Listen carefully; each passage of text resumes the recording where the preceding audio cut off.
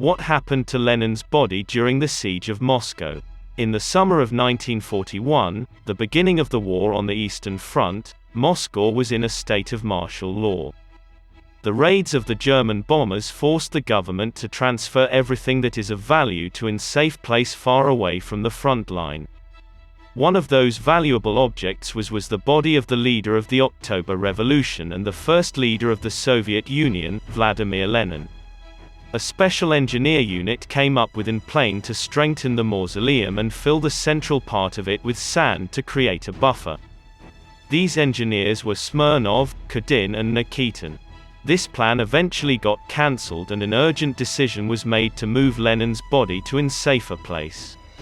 Soon after it was cancelled, Professor Boris Zabarsky was called to the Kremlin. He had taken part in building the laboratory of the mausoleum that preserved Lenin's body. He also took part in the embalming process of the body. Zabarsky was informed that the body would have been taken to Tyumen city. Accordingly to people that have witnessed the transportation of Lenin's body, his body got transported by train in a special wagon.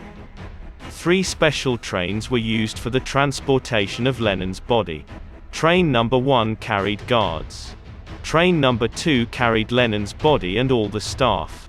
Train number 3 carried more guards. The train that contained Lenin's body. The second train was specially made for the transportation. They equipped it with special shock absorbers. The interior was also renovated for perfect room temperature for the body. During the trip, Zabarsky stopped multiple times to check if all the equipment was still working. In 1945, when Zabarsky gave an interview to a journalist from Moscow and said the following: "In the mausoleum, the body lay motionless for 17 years, but here it was necessary to drive it by car and a few days by train. In the mausoleum, it was preserved at a constant temperature of 16 degrees, and on 3th of July, there was a hell of heat on the street, 37 degrees in the shade, the same heat in the cars and in Tyumen itself. Oh, we suffered from fears and torments. But our method has withstood all the tests. After the train arrived in Tyumen, where guards stood ready on each train car, NKVD members took out Lenin's body. Not even local authorities were informed of Lenin's arrival. The story where Lenin's body was stored in was in former 2-story was used as in temporarily mausoleum. Lenin's body was put on the 2nd floor, all the windows were sealed off with bricks for the security. Zabarsky would live on the 1st floor with all the maintenance personnel. Zabarsky would report every 10 days to Stalin by phone about the state of Lenin's body and would also inform about all the incidents that occurred during this period. Once in temporary interruption of the electricity. Because of this, a special cable was laid that provided the temporarily mausoleum with electricity.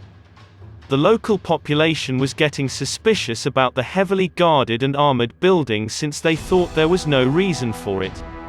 A lot of rumors started spreading about the heavily guarded and armored building. At the same time in Moscow, the Guard of Honor continued to guard the empty mausoleum. They did this so no one would suspect that it would be empty. In 1942, Professor Zabarsky found in black mold on Lenin's body. According to the rules, when this happens, the affected part of the body must be destroyed or burned with acid. However, Zabarsky and his staff could have gone to jail and spend at least 1 year in jail. Zabarsky and his staff managed to remove the black mold and ensured that it did not damage the body. Zabarsky later said that, in December 1943, a government commission came to Tyumen, appointed at my request. People's Commissar of Health of the USSR Mitilev and academicians Abrikosov, Burdenko, and Orbeli.